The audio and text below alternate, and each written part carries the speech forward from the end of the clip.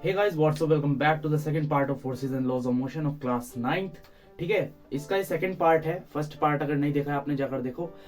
आज के लेक्चर में हम अपना कंप्लीट करने के न्यूटन के तीनों लॉज। पहले लेक्चर में मैंने न्यूटन का फर्स्ट लॉ वैसे बता दिया था, बट इस लेक्चर में फिर से रिपीट करूंगा। ठीक है, इनर्शिया के टाइप्स इस लेक्चर में अब हम करेंगे, और अपना कंजर्वेशन ऑफ मोमेंटम हम इस लेक्चर में कंप्लीट करेंगे। तो चलिए स्टार्ट करते हैं। तो जैसे कि मैंने आपको बताया था, न्यूटन ने हमारे तीन लॉज दिए थे। ठीक है, Newton studies the ideas of Galileo. Newton ने आइडियाज पढ़ लिए थे गैलीलियो के, जो कि गैलीलियो जिस पे रिसर्च कर रहा था, और उन्होंने तीन लॉज दे डाले आइजैक न्यूटन ने। ठीक है, उन लॉज का नाम क्या था? First law of Newton, second law of Newton, third law of Newton. First law of Newton को हम लॉ ऑफ इनर्शिया भी कहते हैं। ठीक है, इसी के साथ साथ हम जब फर्स्ट लॉ अपना कंप्लीट करेंगे, उसके बाद हमें इनर्शिया पढ़ना पड़ेगा और मोमेंटम पढ़ना पड़ेगा। ये सब बातें मैंने प्रीवियस वीडियो में बताई थी। अगर आपने वो वीडियो देखी है, बहुत अच्छी बात। नहीं देखी है तो जाकर देख लो, डिस्क्रिप्शन में लिंक होगा, कमेंट सेक्शन में लिंक होगा।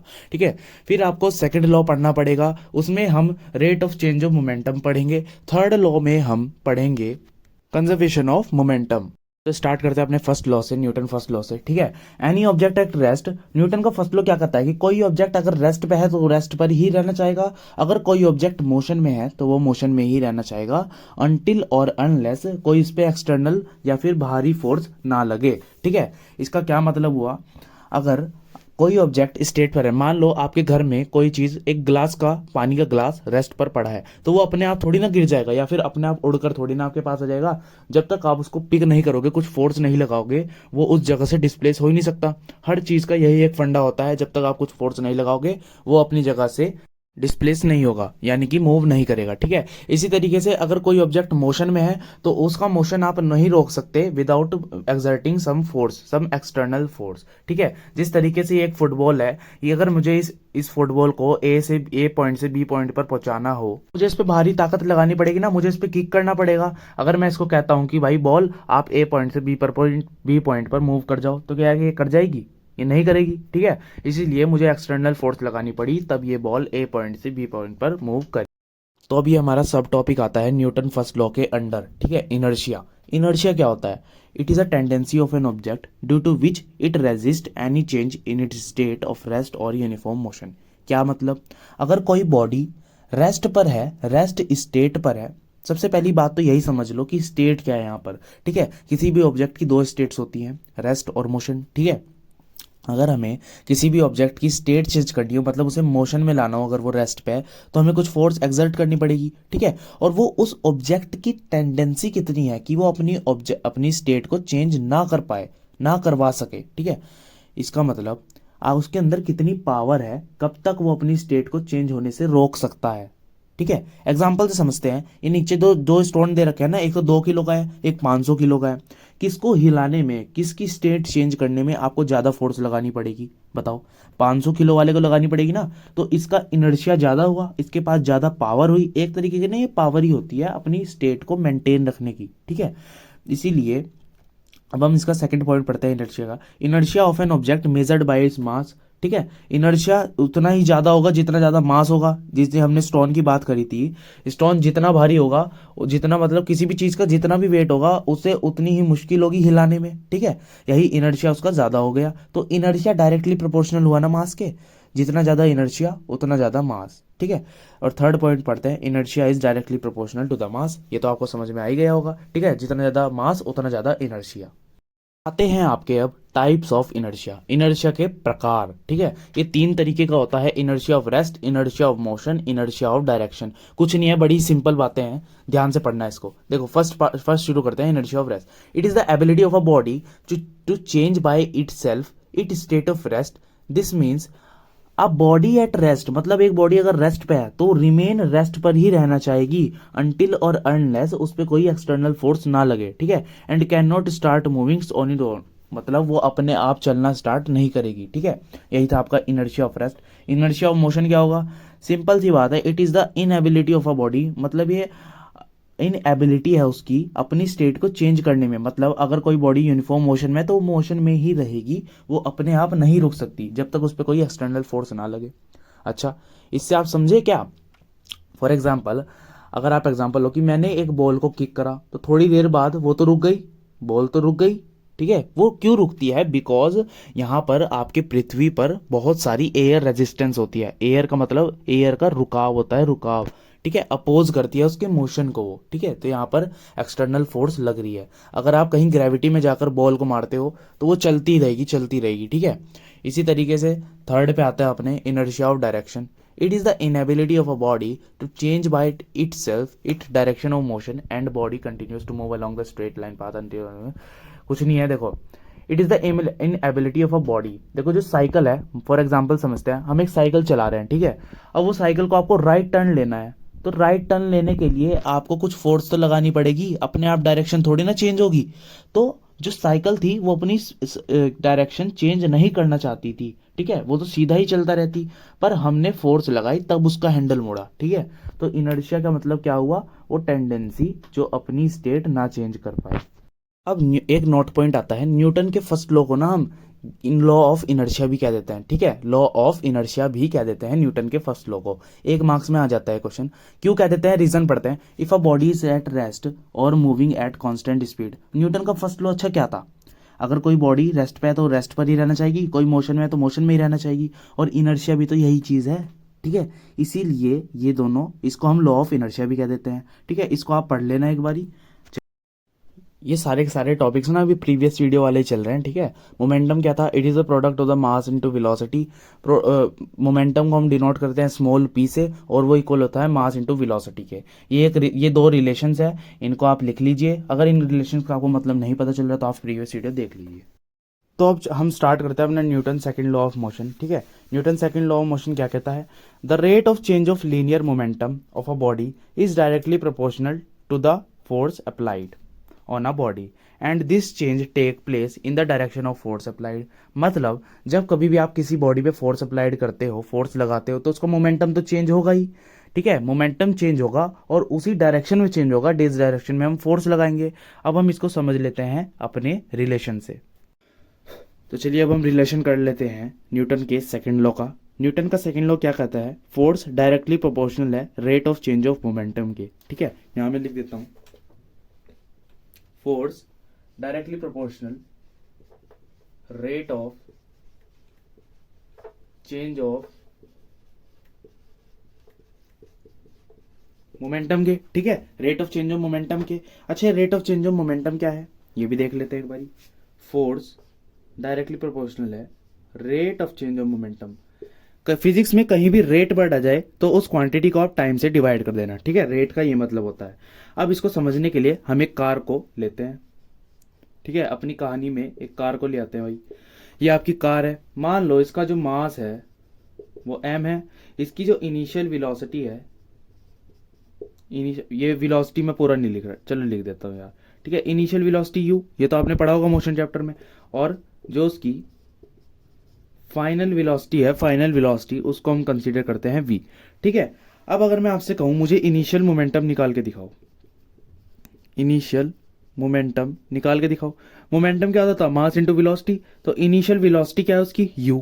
अच्छा, तो फाइनल वेलोसिटी क्या होगी? फाइनल वेलोसिटी कह रहा हूं, सॉरी, फाइनल मोमेंटम।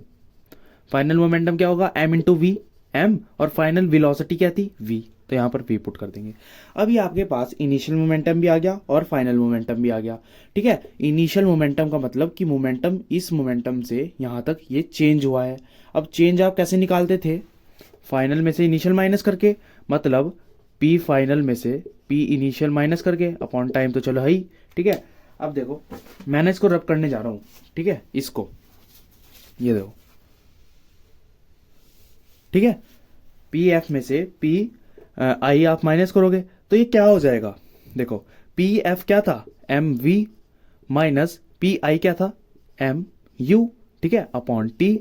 अब देखो क्या होगा, एम मैंने कॉमन ले लिया दोनों में से, v minus U by T, ठीक है। v minus U by T क्या होता है बताओ? ये change in velocity per unit time नहीं आ रहा, और v minus U by T equals to acceleration नहीं होता है, ठीक है। v minus U by T equals to acceleration नहीं होता क्या? तो ये क्या हो जाएगा? मास जो है आपका इंटू एसेलरेशन हो जाएगा। अब ये देखो किसके इक्वल आ गया। अच्छा, आप यहाँ कहोगे यहाँ तो डायरेक्टली प्रोपोर्शनल था, ये इक्वल टू कैसे आ गया? ठीक है, ये भी डायरेक्टली प्रोपोर्शनल है, ये भी डायरेक्टली प्रोपोर्शनल है, और ये भी फोर्स के डायरेक्टली प्रोपोर्शनल ही है। अब जब प्रोपोर्शनैलिटी का साइन हटता है, जब हम प्रोपोर्शनैलिटी का साइन हटाते हैं तो यहाँ पर एक कांस्टेंट आता है, उसको हम नाम दे दिया मैंने के। ठीक है, अब हर जगह ना के की वैल्यू यार 1 ही लेते हैं हम। ठीक है, हेयर वैल्यू ऑफ के इक्वल्स टू 1। ठीक है, हम वैल्यू ऑफ के 1 ही लेते हैं हमेशा। तो ये क्या हो जाएगा, mass into acceleration, mass into acceleration. तो यहाँ से हमें पता चलता है फर्स्ट लॉ ऑफ मोशन आपको क्या देता था, आपकी डेफिनेशन दे देता था फोर्स की, और सेकंड लॉ ऑफ मोशन आपको क्या दे देता है, फॉर्मूला दे देता है फोर्स का। ठीक है, यहाँ से प्रूव हो गया कि फोर्स जो है वो डायरेक्टली प्रोपोर्शनल है rate of change of momentum के। ठीक है, कभी भी कोई पूछे सेकंड लॉ क्या आता है, तो सिंपली आपको बोलना है rate of change of momentum is directly proportional to force. मतलब जितने भी रेट से मोमेंटम चेंज हो रहा है बॉडी का, वो डायरेक्टली प्रोपोर्शनल होगा फोर्स के। जितनी भी तेजी से फोर्स लगेगा उतनी तेजी से मोमेंटम चेंज होगा। बस यही था आपका सेकंड लॉ ऑफ मोशन। मैं आपको कुछ और रिलेशन निकाल कर दिखाऊंगा। फर्स्ट ऑफ ऑल आप 9th में कदम रखते ही ना रिलेशंस बनाना सीख लो। ठीक है, इस तरह फोर्स और एसेलरेशन में क्या रिलेशन होगा, फोर्स और वेलोसिटी में क्या रिलेशन होगा, वेलोसिटी और एसेलरेशन में, ये सब रिलेशंस बनाना सीख लो। यही दुनिया है फिजिक्स। ठीक है, फिजिक्स इसी का नाम है। ठीक है, तो चलिए अब मैं इन तीनों डायग्राम से आपको कुछ कुछ रिलेशंस बनाकर दिखाऊंगा। मान लो ये आपके पास दो बॉल्स हैं। ठीक है, इस पे मैंने फोर्स लगाई 50 न्यूटन की, मतलब मैंने इसको धक्का दे दिया 50 न्यूटन से, और इसके ऊपर मैंने फोर्स लगाई 10 न्यूटन की। अब मुझे बताओ इन दोनों बॉल्स में से ज्यादा तेजी से अपना पाथ कौन कवर करेगा, मतलब ज्यादा तेजी से वेलोसिटी, मतलब ज्यादा तेज से कौन मूव करेगा। सिंपल सी बात ये है, ज्यादा तेजी से कौन मूव करेगा, जल्दी बताओ। इस पे 50 न्यूटन की है, इस पे 10 न्यूटन की है। ऑब्वियस सी बात है ये ज्यादा तेजी से मूव करेगा, बिकॉज इस पे फोर्स ज्यादा तेजी से लगी है। ठीक है, इस पे फोर्स ज्यादा तेजी से लगी है, तो ये बॉल ज्यादा तेज से मूव करेगी। ठीक है, तो मैं क्या कहना चाहता हूं, फोर्स डायरेक्टली प्रोपोर्शनल हुआ यहां से एसेलरेशन के। ठीक है, फोर्स जो थी आपकी डायरेक्टली प्रोपोर्शनल हुई एसेलरेशन के, बिकॉज जितनी ज्यादा फोर्स लगी उतना ज्यादा वेलोसिटी में चेंज आया, जितनी ज्यादा फोर्स उतना ज्यादा एसेलरेशन। अब मैं जितनी ज्यादा फोर्स लगाता रहूंगा उतनी तेजी से इसकी वेलोसिटी चेंज होती रहेगी, और चेंज इन वेलोसिटी क्या होता है आपका, एसेलरेशन। ठीक है, यहां से एक रिलेशन ये आपका मिल गया। अगर आप फोर्स बढ़ाते हैं तो आपका एसेलरेशन भी बढ़ेगा, इसीलिए दोनों डायरेक्टली प्रोपोर्शनल है। ठीक है, अब हम इसकी बात करते हैं। मान लो ये है आपका चंगू, ये आपका मंगू। ठीक है, तो चंगू ने 10 किलो का बैग खींच रहा था, और ये जो आपका मंगू था ये 50 किलो का बैग खींच रहा था। ठीक है, अब मुझे ये बताओ किसको ज्यादा फोर्स लगानी पड़ रही होगी खींचने के लिए, जल्दी से बताओ किसको ज्यादा फोर्स लगानी पड़ रही होगी खींचने के लिए। ऑब्वियस सी बात है, 50 किलो का बैग में ज्यादा ताकत लगानी पड़ रही होगी, ज्यादा फोर्स लगानी पड़ रही होगी ऐसे खींचने के लिए। ठीक है, इसीलिए फोर्स जो है आपका डायरेक्टली प्रोपोर्शनल हो गया एम के, बिकॉज जब आपका ज्यादा मास होगा तो आपको ज्यादा फोर्स लगानी पड़ेगी खींचने के लिए। ठीक है, देखो ज्यादा फोर्स तो ज्यादा मास। ठीक है, सिंपल सी बात समझ में आ गई, जितना फोर्स उतना मास। अगर हम फोर्स के फॉर्मूला से देखते हैं मास इनटू एक्सेलरेशन, तो साफ साफ दिख रहा है अगर हम फोर्स की वैल्यू बढ़ा देंगे तो इनकी वैल्यू बढ़ जाएगी, और अगर हम मास बढ़ा देंगे तो फोर्स की वैल्यू बढ़ जाएगी। आप रख के देख लो, कोई एक एग्जांपल लो, रख के देख लो। मान लो मैं इस बॉडी का एसेलरेशन फोर्स निकाल रहा हूँ। ठीक है, इसका वेट था 50 किलो और एसेलरेशन मान लेते हैं 2। ठीक है, अब मैं अगर कितना आंसर आ गया 100, अगर मैं इसका मास 50 से बढ़ाकर 100 कर दूं तो 100 इंटू 2 200 जाएगा। फोर्स बढ़ गई ना, फोर्स की वैल्यू बढ़ी हुई आई। ठीक है, यहां से हमें रिलेशन मिल गया कि फोर्स डायरेक्टली प्रोपोर्शनल होता है आपका मास से। ठीक है, चलिए अब आता है थर्ड रिलेशन। दो बॉल है आपके पास, ठीक है, 5-5 किलो की है। आपको क्या करना है, इस पे आपको फोर्स लगानी है दोनों बॉल पे। इस पे आप लगा देना 50 न्यूटन की, इस पे आप लगा देना 10 न्यूटन की। अब मुझे ये बताओ, अच्छा वो छुप गया क्या, 1 सेकेंड, ए दिखा। ठीक है, उस पे मैंने 10 न्यूटन की लगाई, इस पे मैंने 50 न्यूटन की लगाई। अब मुझे बताओ ज्यादा कम टाइम कौन लेगा अपने पाथ को फॉलो करने में। मान लो मुझे इसे इस पॉइंट पर पहुंचाना था। ठीक है, मैंने इस पर ज्यादा फोर्स लगाई, तो यहाँ से इस रिलेशन से आपको पता चल रहा था इस रिलेशन से कि फोर्स डायरेक्टली प्रोपोर्शनल है एक्सेलरेशन के, मतलब जितना फोर्स उतनी तेजी से मूव करेगा। ठीक है, और यहाँ मैं क्या पूछ रहा हूँ कि कितना टाइम लगेगा, तो इसको तो भैया कम टाइम लगेगा, बिकॉज इसकी वेलोसिटी ज़्यादा हो जाएगी क्योंकि ज़्यादा फोर्स है। अब इसको टाइम ज़्यादा लग जाएगा बिकॉज इसके ऊपर कितनी फोर्स है, 10 न्यूटन की। ठीक है, इसके ऊपर 10 न्यूटन की फोर्स है, तो इसके पास ज़्यादा टाइम लगेगा।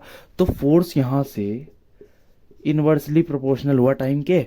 अगर हम फोर्स ज़्यादा लगा देते हैं तो टाइम कम लगेगा, अगर हम फोर्स ज़्यादा लगा देंगे टाइम कम लगेगा, और अगर हम फोर्स कम लगाएंगे तो टाइम आपका ज़्यादा लग जाएगा। ठीक है, तो बस ये थे आपके पास 3 रिलेशन थे। ये 3 रिलेशन बहुत ज़्यादा यूज होंगे न्यूमेरिकल में, तो इनको आप नोट कर लीजिए। अब जरा एक और एग्जांपल देखना, सेकंड लॉ ऑफ मोशन पे डिपेंड करता है वो भी।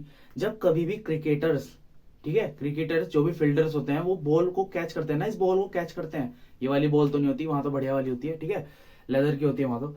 अगर आप वो कैच करते हैं तो वो कैसे करते हैं, इस बॉल को पकड़ के वो ऐसे पीछे की तरफ लाते हैं। ठीक है, वो इस बॉल को पकड़ के ऐसे पीछे की तरफ लाते हैं। ठीक है, इस बॉल को पकड़ के ऐसे पीछे की तरफ लाते हैं। क्यों लाते हैं? बिकॉज जैसे ही बॉल उनके हाथ के कांटेक्ट में आती है, अगर वो पीछे नहीं लाएंगे तो ये छप से लगेगी। ठीक है, बिकॉज इसका मोमेंटम ज्यादा था, झटका ज्यादा था, तो यहाँ पर क्या होगा, हिट बहुत तेज होगा और यहाँ पर फोर्स ज्यादा लग जाएगी, और फोर्स डायरेक्टली प्रोपोर्शनल था मोमेंटम के, ये आपने सेकंड लॉ से पढ़ा था। और क्या होता है, आपको पावर इसकी बॉल की ज्यादा थी और आपके हाथ को ज्यादा तेजी से हिट कर जाएगी। इसीलिए जो क्रिकेटर्स होते हैं वो क्या करते हैं, इसकी बॉल की वेलोसिटी को ऐसे कम करते हैं अपने कांटेक्ट में लाके। ठीक है, ऐसे कम करते हैं और वो उस मोमेंटम उस स्टेज पर रोक लेते हैं जब इसकी वेलोसिटी एकदम जीरो हो जाती है। ठीक है, इसीलिए कैचर्स ऐसे करते हैं। आजकल आपने देखा होगा जो नन्हे नन्हे से बच्चे होते हैं ना, 2-2 रुपए वाली बॉल से खेलते हैं, वो भी ऐसे ही पकड़ते हैं कैच ऐसे। ठीक है, उसका कोई फर्क नहीं है, उसका कुछ मास नहीं होता, वो तो उनका स्टाइल बना रहे हो। ठीक है, तो ये था इसके पीछे का रीजन। सेकंड एग्जांपल आपका आता है मैट्रेस का, समझ लेते हैं, पहले मैं ड्रॉ कर लूं। ये आपका सेकंड एग्जांपल आता है। देखो आपने ओलंपिक में देखा होगा, ठीक है, टीवी वगैरह पे देखा होगा यार, जब भी कोई इंसान मतलब ऐसे पोल से ऊपर वाला वो गेम होता है ना, पोल के ऊपर से कूदने वाला, तो जब भी ये बॉडी ऐसे मतलब कोई एक बॉडी ऐसे कूदती है ना, तो ये जो मैट्रेस होते हैं ये ना कंप्रेस हो जाते हैं, कंप्रेस। ठीक है, कंप्रेस, ये गद्दे कंप्रेस हो जाते हैं। और जब ये बॉडी इस कांटेक्ट में आती है, यहाँ पर कांटेक्ट में आती है, तो ये कंप्रेस हो जाते हैं। और तब तक कंप्रेस होता है जब तक ये इस बॉडी की वेलोसिटी को, इसकी वेलोसिटी, भाई ये गिरेगा तो कुछ तो वेलोसिटी होगी इसकी वेलोसिटी को जब तक ये 0 के इक्वल ना कर दे। ठीक है, इसीलिए इन बंदों को चोट नहीं लगती। ठीक है, मोमेंटम का मतलब क्या होता है, अगर मैंने एक बॉल खिंचा के मारी आपको चोट लगेगी। ठीक है, वही होता है मोमेंटम यार। इसी तरीके से ये मोमेंटम अगर हम वेलोसिटी ही 0 कर दे, देखो यार मास तो हम 0 कर नहीं सकते, मास can neither be created not be destroyed. ठीक है, मास तो हम 0 कर नहीं सकते, बट वेलोसिटी तो हम 0 कर सकते हैं। और मोमेंटम में क्या होता है, एमवी तो होता है, मास तो कभी चेंज नहीं हो सकता, पर वेलोसिटी को हम चेंज कर सकते हैं। दैट्स वाई गद्दे कंप्रेस हो जाते हैं। ठीक है, ये था आपका सेकंड एग्जांपल इसलिए करा रहा हूं क्योंकि क्वेश्चन यही आते हैं। ठीक है, कि गद्दे कंप्रेस क्यों हो गए, फलाना ढिमकाना, यही क्वेश्चन आते हैं आपके। अब हमें समझना है न्यूटन का थर्ड लॉ ऑफ मोशन। ठीक है, थर्ड लॉ ऑफ मोशन क्या कहता है, it states that if a body exert a force on a second body, मतलब एक बॉडी अगर दूसरी बॉडी पे फोर्स लगाती है, जो दूसरी बॉडी है ना जिसपे फोर्स लगी, वो भी इक्वल मैग्नीट्यूड और इक्वल बट अपोजिट डायरेक्शन में फोर्स लगाएगी। ठीक है, equal magnitude but opposite direction में फोर्स लगाएगी। अभी हम एग्जांपल से समझेंगे, पहले पढ़ लो। सेकंड पॉइंट है इसका, every action has an equal and opposite reaction, ये इसकी स्टेटमेंट थी। ठीक है, लॉ की स्टेटमेंट है ये। ठीक है, force exerted by first body, जो फोर्स फर्स्ट बॉडी ने लगाई ना उसको हम कह देते हैं एक्शन, और जो फोर्स सेकंड बॉडी ने लगाई अपोजिट डायरेक्शन में उसको हम कह देते हैं रिएक्शन। अब इसको हम समझते हैं एग्जाम्पल से। तो न्यूटन के थर्ड लॉ ने क्या कहा था, it state that if a body exert a force on a second body, मतलब एक बॉडी अगर सेकंड बॉडी पे फोर्स लगाएगी। एग्जांपल समझते हैं, ये ना एक बंदा चल रहा है, मैंने खाली उसके पैर रखे, कुछ दिनों बाद, अच्छा आपने देखा होगा कुछ दिनों बाद ना आपकी रिलैक्सो की चप्पलें घिस जाती हैं। क्यों घिसती हैं? Because of friction. जब आप ग्राउंड पे चलने के लिए फोर्स लगाते हो, जब आप एक पैर अपना ऐसे करते हो ना, ऐसे, तो जब ऐसे करके आप आगे बढ़े ना तो फ्रिक्शन लगता है, फ्रिक्शन, अपोजिंग फोर्स। ठीक है, आपने ग्राउंड पे देखो कुछ इस प्रकार से होता है आपका जूता। ठीक है, ये ऐसे, तो ये जो फोर्स लगी ना, ये जो घिसट सी लगी, तो ये क्या हुआ, ये फ्रिक्शन ने अपोज किया। तो इसमें अब देखो आपका एक्शन किधर हुआ, आप एक्शन तो आगे कर रहे हो, एक्शन मतलब चले तो आप आगे। ठीक है, चले तो आप आगे, फोर्स तो आपने ग्राउंड पे लगाई। अब ग्राउंड भी क्या कहते हैं, अपोजिंग फोर्स लगाएगा। Then the second body exert a force that is equal in magnitude, मतलब यहाँ पर फ्रिक्शनल फोर्स लगेगी अपोजिट डायरेक्शन में। ठीक है, इसका मतलब रिएक्शन यहाँ पर होगा, देखो यहाँ पर एक्शन क्या हुआ, वॉकिंग, और रिएक्शन क्या हुआ, फ्रिक्शनल फोर्स। ठीक है, दैट्स वाई आपके जूते घिस जाते हैं। ठीक है, अपोजिट फोर्स लगती है, अपोजिंग फोर्स यहाँ पर देखते हैं, इससे ज्यादा अच्छा समझ में आएगा।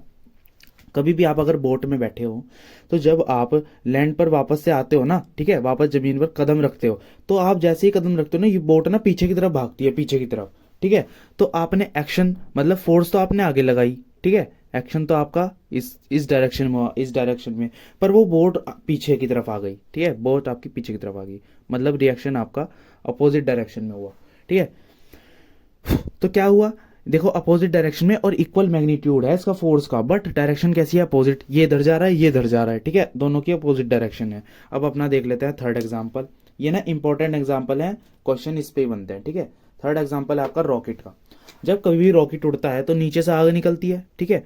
अब जो ये आग निकलती है ना, ये देखो एक्शन किधर हुआ, रॉकेट उड़कर तो ऊपर की तरफ ही गया, ठीक है, रॉकेट ऊपर गया, बट रिएक्शन किधर हुआ, रिएक्शन वो अपोजिट डायरेक्शन में हुआ, ठीक है, बट इक्वल मैग्नीट्यूड था, दैट्स वाई इसका जो क्या कहते हैं, एक्शन तो उस डायरेक्शन में हुआ, रिएक्शन इस साइड में हुआ, अपोजिट डायरेक्शन में हुआ, और आपका जो मैग्नीट्यूड था वो क्या था, इक्वल था।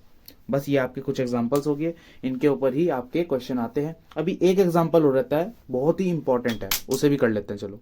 तो फोर्थ एग्जांपल आता है रिकॉइलिंग ऑफ गन, ठीक है, रिकॉइलिंग ऑफ गन मतलब बंदूक चलाना।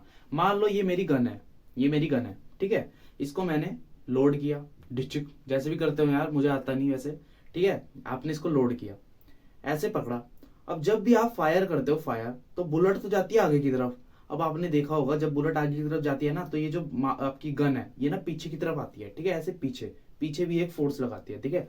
मान लो ऐसे मैंने मतलब गन को शॉट किया, देखो ऐसे डिशक्याऊ, तो ये पीछे की तरफ ना ऐसे आती है, झटका एक मारती है। तो ये तो हो गया आपका, इधर की तरफ तो हो गया रिएक्शन, और जिधर की तरफ आपकी बुलेट गई वो हो गया एक्शन। अब आप कहोगे कि ये जो मूव करी इसकी वेलोसिटी तो इतनी ज्यादा है, इसकी वेलोसिटी जो गन आपके पास रहेगी इसकी वेलोसिटी इतनी ज्यादा क्यों नहीं है? ये इसलिए नहीं है बिकॉज ऑफ इट्स मास, ठीक है, बिकॉज ऑफ इट्स मास, ठीक है। मास का चक्कर था यहाँ पर, जिसका मास ज्यादा उसकी वेलोसिटी कम, ठीक है, और जिसका वेलोसिटी ज्यादा उसका मास कम, ठीक है। बस ये था आपके फंडे। सेकंड एग्जांपल आता है जब आप स्विमिंग करते हो, एक और एग्जांपल देता हूँ, देखो स्विमिंग का। जब कभी भी आप स्विमिंग करते हो तो स्विमिंग किस तरह करते हो, कभी करी हो तो आप ऐसे ऐसे करते हो, ठीक है, ऐसे ऐसे। तो ये क्या कर रहे हो आप, इस हाथ से आप ना वाटर को पीछे पुश कर रहे हो, ठीक है, ऐसे, ठीक है, पीछे पुश कर रहे हो। तो पीछे पुश कर रहे हो तो पानी पीछे जा रहा है, एक्शन किधर की तरफ हो रहा है, आगे, आप मूव कर रहे हो आगे और पानी जा रहा है ऐसे पीछे, ठीक है। तो ये हो गया आपका फोर्थ एग्जांपल। बस यही था आपका forces and laws of motion. अभी एक टॉपिक रहता है, ठीक है, कंजर्वेशन ऑफ मोमेंटम, चलिए वो करते हैं।